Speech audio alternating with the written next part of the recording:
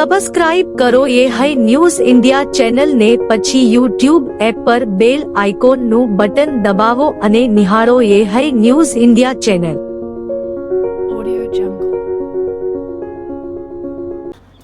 બનાસકાંઠા જિલ્લાના કાંકરેજ તાલુકાના દેવ દરબાર ગઢ ઓગઢ સાથે સંકળાયેલા મારામારી કેસમાં મહત્વપૂર્ણ વળાંક સામે આવ્યો છે. દેવ દરબાર ગઢ ઓગઢના મહંત બળદેવનાથ બાપુને પોલીસે પૂછપરછ માટે ડીસા તાલુકા પોલીસ મથકે લાવ્યા બાદ તેમની અટકાયત કરી હતી. જોકે કાયદેસરની કાર્યવાહી પૂર્ણ થયા બાદ તેમને જામીન પર મુક્ત કરવામાં આવ્યા હોવાનું જાણવા મળ્યું છે. માહિતી મુજબ દેવ દરબાર ગઢ ઓગઢ ખાતે અગાઉ ચૌધરી સમાજના એક વ્યક્તિ પર હુમલો અને મારામારીની ઘટના બની હતી. આ મામલે પોલીસે અગાઉ 4 આરોપીઓની ધરપકડ કરીને જેલ હવાલે કર્યા હતા. તે સમયે નોંધાયેલી એફઆઈઆરમાં મહંત બળદેવનાથનું નામ સામેલ નહોતું. ઘટના બાદ ચૌધરી સમાજ દ્વારા સતત રજૂઆતો કરવામાં આવી રહી હતી અને બળદેવનાથનું નામ પણ કેસમાં સામેલ કરવાની માંગ ઉઠાવવામાં આવી હતી. રાધનપુર, ધાનેરા સહિતના વિસ્તારોમાં ચૌધરી સમાજ દ્વારા વિરોધ પ્રદર્શન અને રજૂઆતો બાદ પોલીસે સમગ્ર મામલાની ફરી તપાસ હાથ ધરી હતી. પોલીસ તપાસ દરમિયાન ફરિયાદી પક્ષની રજૂઆતો અને ઉપલબ્ધ પુરાવાના આધારે મહંત બળદેવનાથને પૂછપરછ માટે ડીસા તાલુકા પોલીસ મથકે લાવવામાં આવ્યા હતા. બાદમાં તેમની અટકાયત કરવામાં આવી હતી. પોલીસ મથક ખાતે કોઈ અનિચ્છનીય બનાવ ન બને તે માટે ચુસ્ત પોલીસ બંદોબસ્ત પણ ગોઠવવામાં આવ્યો હતો. આ મામલે ડીવાયએસપી દ્વારા જણાવાયું હતું કે અજમલભાઈ ચૌધરી મારામારી કેસમાં અગાઉ 4 આરોપીની અટકાયત કરવામાં આવી હતી. ફરિયાદીની રજૂઆત અને તપાસના આધારે બળદેવગીરી એટલે કે બળદેવનાથની અટકાયત કરવામાં આવી છે. પૂછપરછ બાદ કાયદેસરની કાર્યવાહી હાથ ધરવામાં આવશે.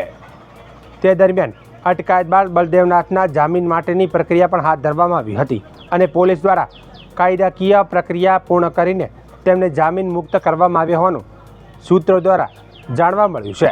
આ સમગ્ર ઘટનાક્રમને પગલે બનાસકાંઠા જિલ્લામાં ચર્ચાનો માહોલ સર્જાયો છે. થરા પોલીસ સ્ટેશન જે ગુનો રજીસ્ટર થયેલો છે, જે ગુનાના તપાસના કામે અગાઉ 4 આરોપીઓની ધરપકડ કરવામાં આવેલ છે અને આજરોજ આ ગુનાના કામે ફરિયાદીની ફરિયાદ અને રજૂઆતને અન્વયે તેમજ જરૂરી પુરાવા અને નિવેદનો અને આધારે મહંત શ્રી બળદેવનાથ બાપુનાઓની પૂછપરછ અને અટકાયત કરવામાં આવેલ છે. આ ગુનાની તટસ્થ અને નિષ્પક્ષ આગળની કાર્યવાહી તપાસ ચાલુમાં છે. વાવ-થરાદ જિલ્લાના વાવ તાલુકાના ભાટવર ગામમાં વરસાદ બંધ થયાને 5 દિવસથી વધુ સમય વીતી ગયો હોવા છતાં લોકોની મુશ્કેલીઓ યથાવત છે.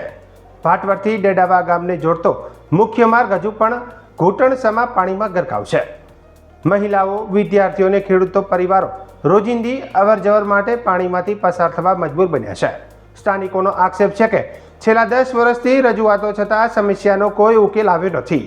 હવે ગ્રામજનોએ આવનારી ચૂંટણીનો બહિષ્કાર કરવાની ચીમકી ઉચ્ચારી છે. ત્યારે શું કહી રહ્યા છે ગામ લોકો, આવું જોઈએ આ ખાસ અહેવાલમાં.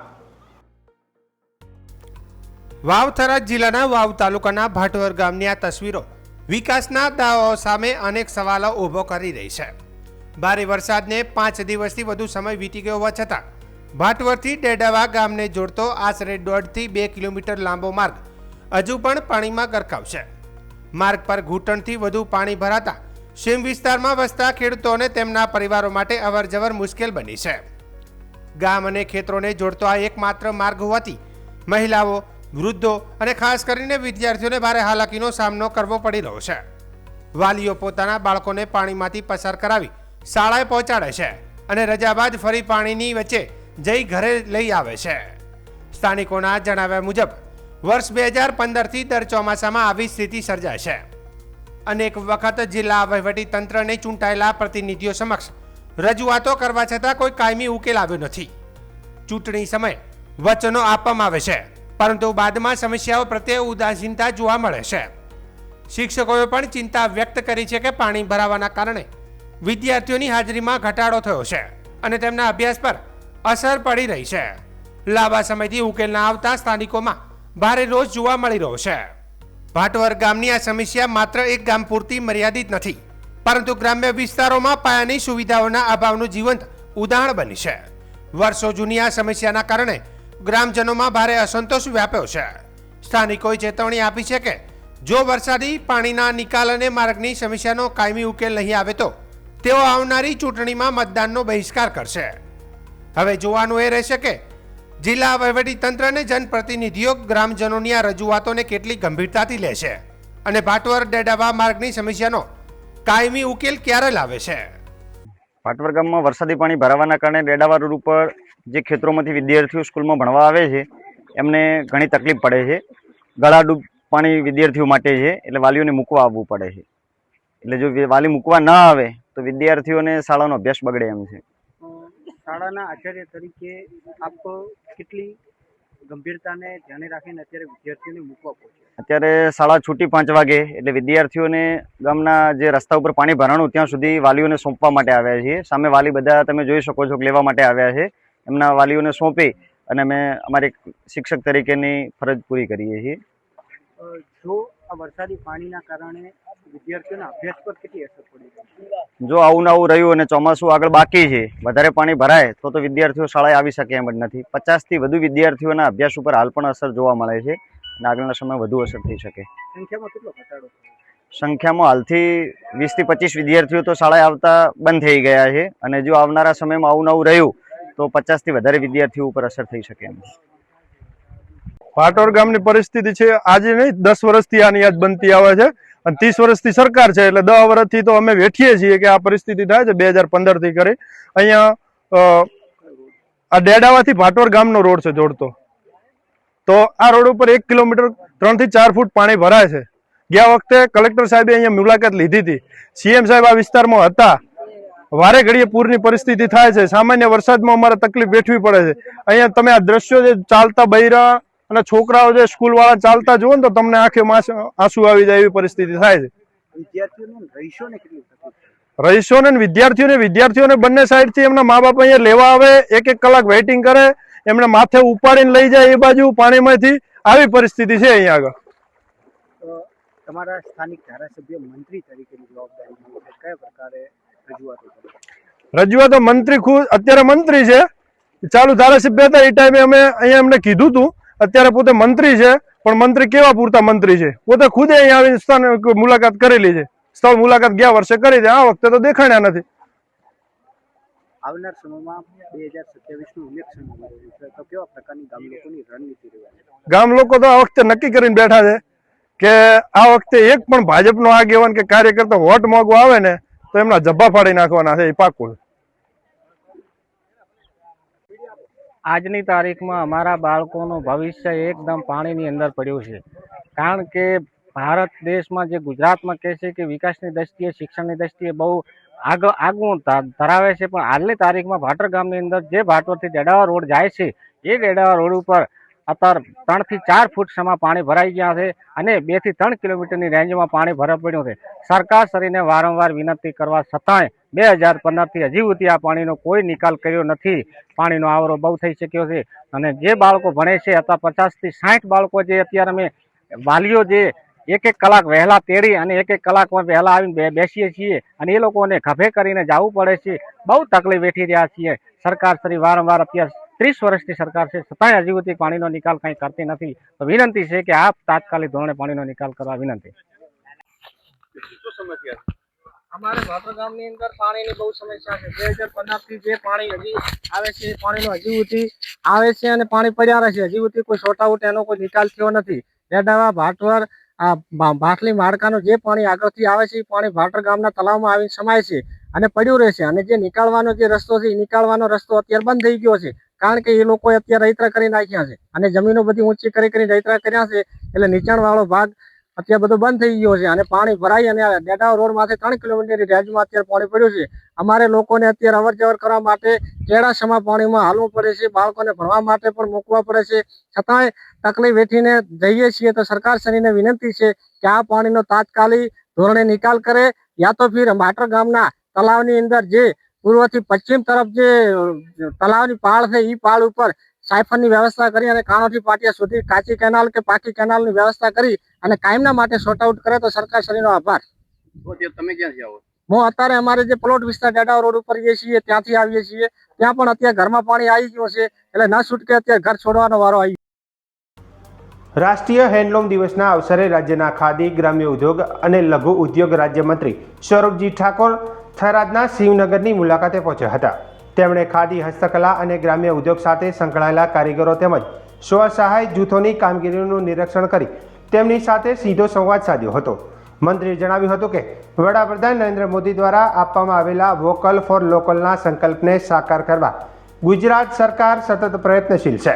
સ્થાનિક કારીગરો દ્વારા તૈયાર થતા ખાદી અને હસ્તકલાના ઉત્પાદનો માત્ર રોજગારીનું સાધન જ નહીં પરંતુ ગુજરાતની સાંસ્કૃતિક ઓળખના પ્રતીક પણ છે. તેમણે નાગરિકોને સ્થાનિક ઉત્પાદનોને પ્રાથમિકતા આપવાની અપીલ કરી હતી. આ પ્રસંગે મંત્રીએ શિવનગરના કારીગરો દ્વારા તૈયાર કરાયેલ ખાદીનું શર્ટ ખરીદી વોકલ ફોર લોકલના સંદેશને વ્યવહારમાં ઉતાર્યો હતો. તેમના આ પગલાંથી કારીગરોમાં નવી ઉર્જા અને ઉત્સાહ જોવા મળ્યો હતો.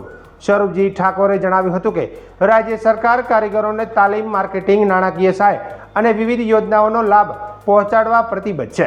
ખાસ કરીને વાવથરા જેવા સરહદી વિસ્તારોમાં ખાદી અને હસ્તકલા ક્ષેત્રે ગ્રામીણ અર્થતંત્રને મજબૂત બનાવવામાં મહત્વની ભૂમિકા ભજવી શકે છે. કાર્યક્રમ દરમિયાન જયમીનભાઈ પ્રજાપતિ, પ્રકાશભાઈ વ્યાસ, કલાવતીબેન રાઠોડ સહિત મોટી સંખ્યામાં કારીગરો અને આગેવાનો હાજર રહ્યા હતા. શિવનગર ખાતે વોકલ ફોર લોકલ નારાને જે આજનો દિવસ કે આપણે અહીંની ચીજ વસ્તુઓ બને છે એ જાતે બનાવી અને જાતે આપણે ઉત્પાદન કરી અને એ લોકો સુધી પહોંચાડીએ છીએ. એને જે મોદી સાહેબનો નારાને સાકાર કરવા માટે અને જે વસ્તુઓ જે આપણે જાતે બનાવીએ છીએ, જે લોકલ છે અહીંની જ વસ્તુ બની અને અહીંને જ આપણે આગ્રહ રાખીએ ખરીદવાનો, એ આજે શિવનગર ખાતે મુલાકાતે આવ્યા છીએ અને મોદી સાહેબનું સપનું છે, સપનું પૂરું કરવા માટે આવું સૌ સાથે મળી અને જે આપણી અહીંની જ ચીજ વસ્તુઓ બનતી હોય એ વસ્તુઓનો ખરીદવાનો આગ્રહ રાખીએ અને આપણે સૌ સાથે મળી અને આ ભારતને, આપણા ગુજરાતને આત્મનિર્ભર બનાવવા માટે અને એક વિકસિત ભારત બનાવવા માટે જે મોદી સાહેબનો નારો છે એ નારાને સાર્થક બનાવવા માટે સૌ સાથે મળીને કામ કરીએ. આજના દિવસે આપણે સૌ સાથે મળી અને સહયોગ આપી અને જે આપણા જે લોકો અહીંના જે જાતે જે બનાવટ જે વસ્તુઓ બનાવી રહ્યા છે એ વસ્તુઓને આપણે પ્રોત્સાહન આપી અને આગળ વધારીએ, એ જ વસ્તુ ભારતમાં. ગુજરાતના સરહદી અને છેવાડાના જિલ્લા બનાસકાંઠાની વર્ષો જૂની અને અનોખી હસ્તકલા બનાસકાંઠા એપ્લિક વર્કને ભારત સરકાર દ્વારા અધિકૃત જીઓગ્રાફિકલ ઇન્ડિકેશન એટલે કે જીઆઈ ટેગ મળ્યો છે.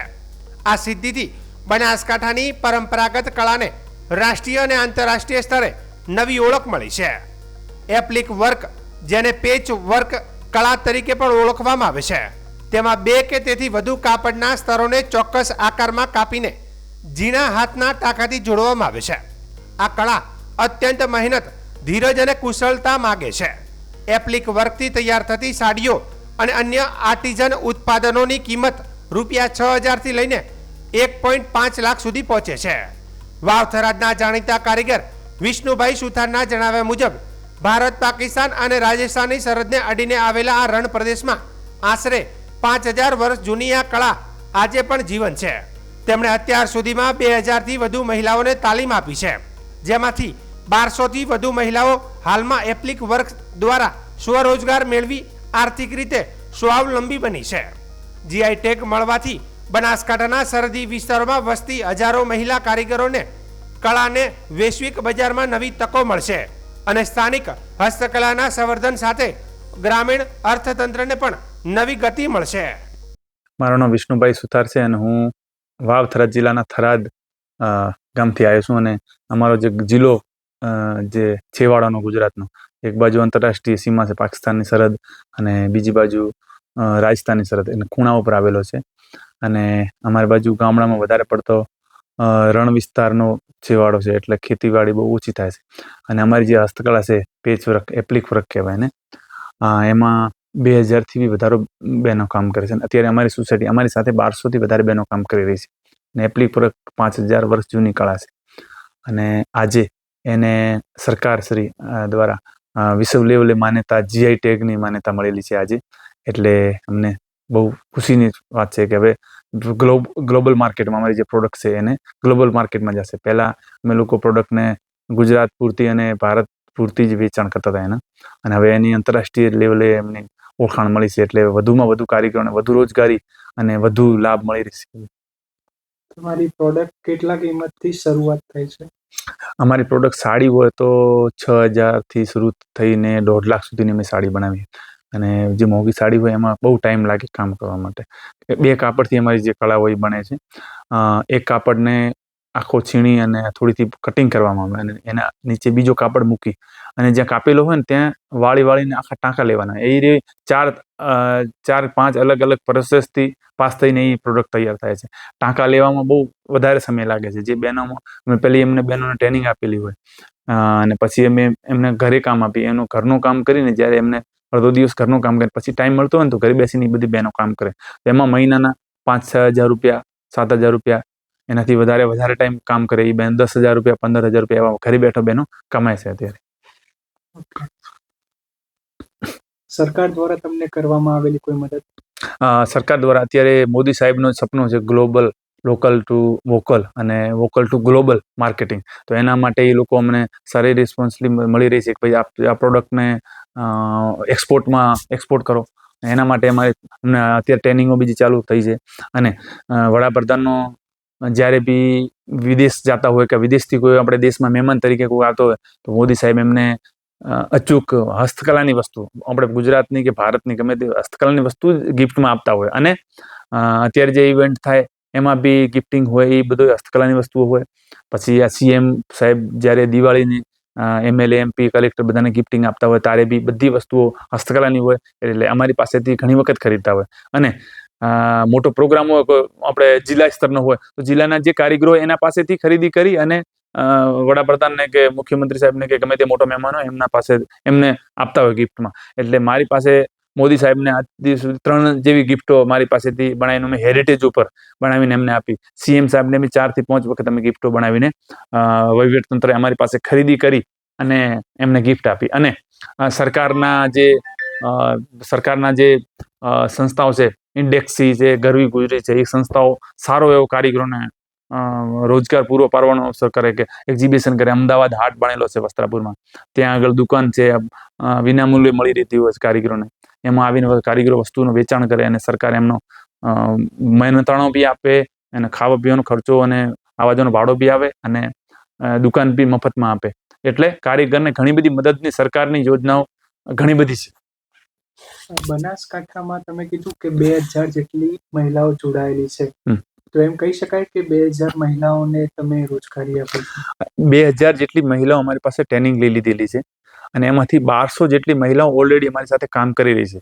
પછી કોકને ટાઈમ ના હોય કે દીકરી હોય અને કામ શીખ્યો હોય પછી લગ્ન કરીને બીજે ક્યાંક શહેરમાં ગઈ હોય તો પછી અહીંયા જઈને કામ ના કરે, એવું બધું. એટલે અત્યારે ઓન રેકોર્ડ અત્યારે 1,200 જેટલી બહેનો અમારી સાથે કામ કાર્યરત છે, જે કામ કરે છે રેગ્યુલર. અને હું જે મારી કળા છે, હું અલગ અલગ શહેરોમાં જઈને જે સ્ટુડન્ટ છે, નિફ્ટ હોય કે NID હોય કે જે ડિઝાઇનિંગના જે ઇન્સ્ટિટ્યૂટ હોય એમાં જઈને અમે શીખડાવી છે. આજ સુધીમાં 25,000થી વધારે સ્ટુડન્ટને હું આ કળા શીખવી ચૂક્યો છું. જી. હવે GI ટેગ મળ્યા બાદ તમારી આગળની રણનીતિ ને વિશ્વ ફલક પર કેવી તમારી તૈયારી છે? GI ટેગ મળ્યા પછી અમે કોશિશ કરીશું કે વધુમાં વધુ કારીગરો એની સાથે જોડાય, બધાને મળે લાભ. અને અમારો માર્કેટ કે જે પ્રોડક્ટ બનાવી છે ને એ 80% અહીંથી એક્સપોર્ટ થાય છે ઇનડાયરેક્ટ. એટલે અમે એમ વિચારી કે એવો હોઈ શકે કે આ વસ્તુ સરકાર અમને મદદ કરી રહી છે પણ હજી સુધી વધારે થોડી મદદ કરે તો ડાયરેક્ટલી અમે સેલિંગ કરી કે થરાદ મેડ ઇન થરાદ હોય, થરાદની પ્રોડક્ટ બનેલી હોય અને સીધી અમેરિકા જતી હોય, સ્વિટ્ઝરલેન્ડ જતી હોય, કેનેડા જતી હોય, ઇંગ્લેન્ડ જતી હોય, જાય છે પણ ટેગ બદલાઈ જાય છે. એટલે ટેગ ના બદલાય, ક્યાંની બનેલી છે કે વાવ થરાદ અને ગુજરાતની મેડ ઇન છે કે મેડ ઇન ઇન્ડિયા છે અને વાવ થરાદ. એટલે એ વસ્તુ જાય ડાયરેક્ટ. જ્યારે કારીગરોને 100 રૂપિયા મહેનતાણું મળતો એની જગ્યાએ કારીગરોને 200 રૂપિયા 300 રૂપિયા વધારે મળે તો વધુ રોજગારી મળે અને વધુ એમના છોકરાને એ પરિવાર ભણાવી શકે, આગળ વધારી શકે એવી સરકારને મતલબ યોજવાનો છે. પણ હજી બી સરકાર થોડી વધારે રીતે થોડો એમાં હેન્ડલ કરે તો મદદ મળી શકે બધાને. યાત્રાધામ અંબાજીમાં છેલ્લા 15 દિવસમાં અજાણ્યા રોગચાળાથી 400 જેટલા ભૂંડના રહસ્યમય મોત થતા ભયનો માહોલ સર્જાયો છે. આફ્રિકન સ્વાઇન ફ્લૂની આશંકાએ તંત્ર દ્વારા વિશેષ સેમ્પલ લેવામાં આવ્યો છે અને મૃતદેહોને વૈજ્ઞાનિક ઢબે દફનાવવામાં આવી રહ્યા છે. તો બીજી તરફ વરસાદી ખાબોચિયામાં મચ્છરોના ઉપદ્રવથી રોગચાળાની દહેશત વધી છે. આગામી ભાદરવી પૂનમના મહામેળાને લઈને આરોગ્ય વિભાગ ત્વરિત દવાનો છંટકાવ કરે અને રોગચાળો અટકાવવા કડક પગલાં ભરે તેવી પણ લોકમાંગ ઉઠી છે. મરણ પામેલ પશુઓના લક્ષણો પણ તપાસ્યા હતા અને પોસ્ટમોર્ટમ પણ કર્યું હતું. પોસ્ટમોર્ટમમાં જે નમૂના પણ લઈને લેબોરેટરીમાં નિદાનાર્થે મોકલી આપ્યા છે અને પ્રાથમિક અનુમાન એવું હતું કે કોઈ પણ પ્રકારનું ખોરાકી ઝેર અથવા તો સ્વાઇન ફીવર જે લક્ષણો પોસ્ટમોર્ટમમાં જે જોવા મળ્યા એમાં એને પણ મળતા આવતા હતા, જેથી સ્વાઇન ફીવર હોવાની સંભાવનાઓ પણ નકારી શકાય નહીં. આ વિસ્તારના ભૂંડ પ્રજાતિના પશુઓ અન્ય વિસ્તારમાં ના જાય એની તકેદારી રાખવા માટે સ્થાનિક તંત્રને એટલે કે ગ્રામ પંચાયતને સૂચનાઓ આપવામાં આવી છે અને પ્રજાએ આ બાબતે કોઈ પણ જાતનો ભય રાખવાની જરૂર નથી. કરેલી જંતુનાશક દવાઓ એ રાખી અને જેમ જેમ મૃત્યુ પામે તેમ ખાડા ખોદાઈ અને તેઓનો વૈજ્ઞાનિક ઢબે નિકાલ કરવામાં આવે છે. ઉપરાંત હમણાં છેલ્લા 2 દિવસમાં જ ફરીથી પણ જિલ્લા પશુ ચિકિત્સકે મુલાકાત લઈ આ અંગે અમને માર્ગદર્શન આપી અને ભૂંડનો વૈજ્ઞાનિક ઢબે નિકાલ થાય એ રીતનો અમને કહેલ છે. કોઈને પણ ખબર નથી કે આ શું બીમારી આવી છે, તો ખરેખર હા રોજે કેટલાક ભૂંડો મરી રહ્યા છે અને અંબાજીમાં આ એક ચિંતાનો વિષય બની ગયો છે. ખરેખર માણસોમાં ના ફેલાય તેની પણ લોકોને ચિંતા વધી રહી છે. ગુજરાતમાં ચાલુ ચોમાસાની સિઝનમાં મેઘરાજાએ સારી મહેર વરસાવી છે. રાજ્યમાં અત્યાર સુધીમાં સરેરાશ સામાન્ય કરતાં 11% વધુ વરસાદ નોંધાયો છે. હવામાન વિભાગે આગામી 7 દિવસ દરમિયાન રાજ્યના વિવિધ વિસ્તારોમાં ગાજવીજ સાથે હળવાથી મધ્યમ વરસાદની આગાહી કરી છે. મહત્વની વાત એ છે કે ઉત્તર ગુજરાત માટે અગાઉ જાહેર કરાયેલ ભારે વરસાદનું યલો એલર્ટ હવે સત્તાવાર રીતે પરત ખેંચી લેવામાં આવ્યું છે. હવામાન વિભાગના વૈજ્ઞાનિક રામાશ્રય યાદવે જણાવ્યું હતું કે 8 અને 9 ઓગસ્ટ દરમિયાન ઉત્તર ગુજરાતમાં ભારે વરસાદની શક્યતા અંગે આપવામાં આવેલી ચેતવણીમાં ફેરફાર કરવામાં આવ્યો છે. હાલની સ્થિતિ મુજબ ઉત્તર ગુજરાતમાં ભારે વરસાદની સંભાવના નથી અને માત્ર ગાજવીજ સાથે હળવાથી મધ્યમ વરસાદની આગાહી કરવામાં આવી છે. રાજ્યમાં 1 જૂનથી 7 ઓગસ્ટ સુધીના સમયગાળા દરમિયાન સામાન્ય રીતે 433 મિલીમીટર વરસાદ થવો જોઈએ, જ્યારે આ વર્ષે 481 મિલીમીટર વરસાદ નોંધાયો છે. એટલે કે રાજ્યમાં સરેરાશ 11% વધુ વરસાદ થયો છે. જો કે સૌરાષ્ટ્ર અને કચ્છ વિસ્તારમાં હજુ પણ સામાન્યની સરખામણીએ 15% ઓછો વરસાદ નોંધાયો છે. હવામાન વિભાગના જણાવ્યા મુજબ મોન્સૂન ટ્રફ અને વેસ્ટર્ન ડિસ્ટર્બન્સની અસરને કારણે આગામી દિવસોમાં વરસાદી વાતાવરણ યથાવત રહેશે.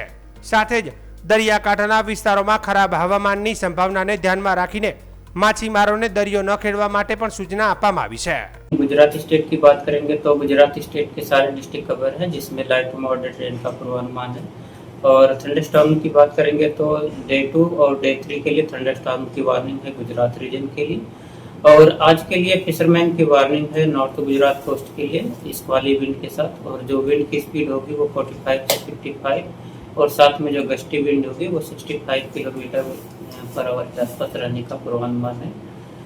और जो सिनॉप्टिक सिस्टम्स गुजरात स्टेट के आसपास बने हुए हैं, जिनके कारण आने वाले 7 दिनों के लिए लाइट टू मॉडरेट रेन का पूर्वानुमान है. उसमें एक तो मानसून ट्रफ है जो जैसलमेर से होते हुए ग्वालियर होते हुए बे ऑफ बंगाल को जा रही है. और दूसरा जो वेस्टर्न डिस्टर्बेंस है वो 73 डिग्री ईस्ट लॉन्गिट्यूड और 59 डिग्री नॉर्थ लैटिट्यूड पे बनी हुई है.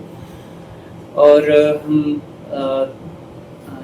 मानसून में जो 1 जून से लेकर आज 7 अगस्त तक रेनफॉल रियलाइज हुआ है, तो उसमें हम Gujarat as a whole state बात करेंगे तो उसमें 1 जून से लेकर आज 7 अगस्त तक 481 मिलीमीटर रेनफॉल रिकॉर्ड हुआ है.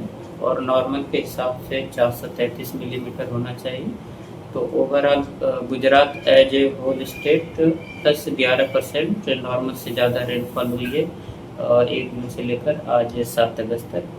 और इसको रीजन वाइज बात करेंगे तो गुजरात रीजन में जो नॉर्मल एक्चुअल रेनफॉल हुई है वो 730 मिलीमीटर और नॉर्मल के हिसाब से 559 मिलीमीटर होना चाहिए.